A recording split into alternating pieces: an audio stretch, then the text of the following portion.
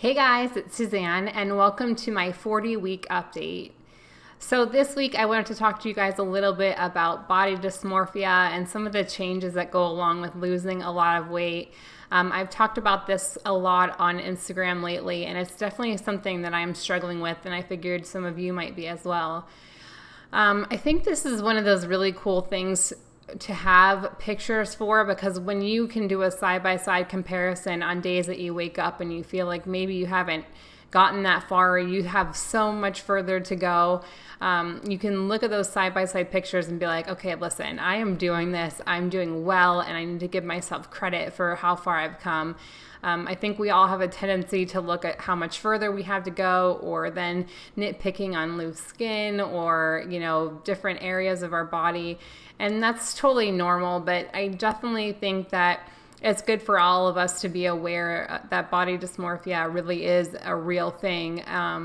I actually have talked to some people who, when they got to their goal weight, they never properly dealt with it, and they ended up regaining a lot of the weight because they never really saw themselves as someone who had made a big change. So it's definitely something that I want to tackle and work on. I think part of it is just from viewing yourself as being overweight and large for so long. I know, like, if I go into a store and I pick up an article of clothing and it's the size that I currently wear now, I look at it and I'm like, there's no way this is going to fit me. I keep wanting to go towards those 24s and things like that. And then just in general, this amount of space that I take up now, I have this really funny thing that I do. I always used to put my cell phone in my lap, and in the past, like, my thighs down to my knee touched when I sat down. So it was like a perfect shelf for my cell phone. And now, like, seriously, this has happened 100 times. I cannot believe that my phone is not broken. I put my phone in there and it falls right through and smashes on the floor. So it's just all these little changes that you kind of get used to and adapt to when you're going through these big changes. So definitely check out body dysmorphia if you're having these feelings and work through it, because I think it's a good thing for people to recognize, and a lot of people that I've talked to who've lost a lot of weight have dealt with it. So let's go ahead and get to my 40-week weigh-in. Good morning, guys, and welcome to my 40-week weigh-in.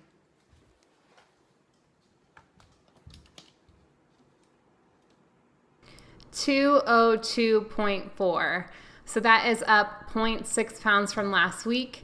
And you guys thought that I was going to be in Wonderland, didn't you? I did too. And I was a little bit disappointed just because I was really looking forward to that milestone.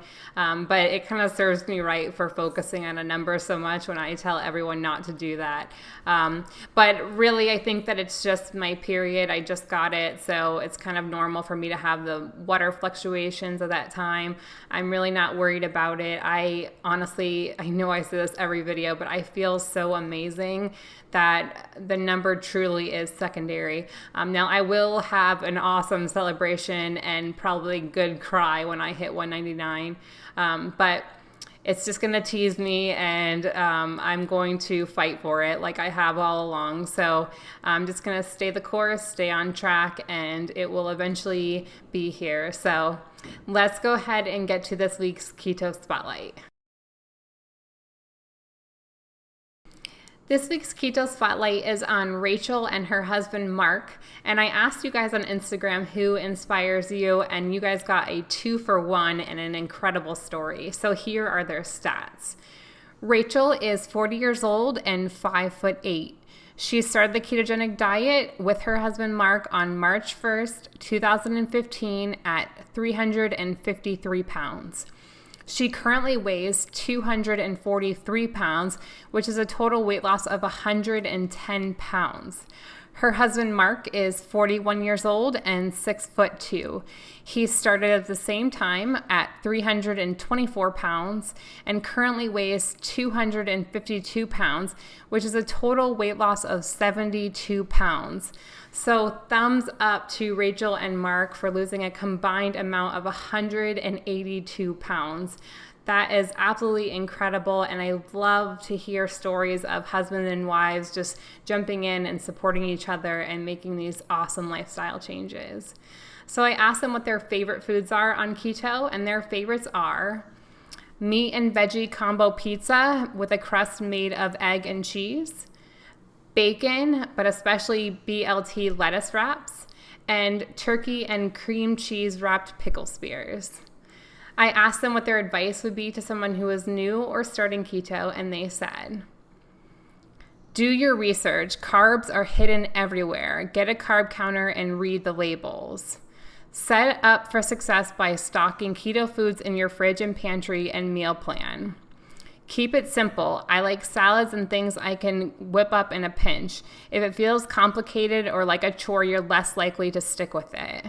And I completely agree. This has to be a livable lifestyle, and I think a lot of people overcomplicate it, and it can just be a very easy and natural thing. So definitely take that advice, and I will have her Instagram linked below if you guys want to follow their journey. And I hope you guys have a great week. I will see you at my 41-week update. Bye.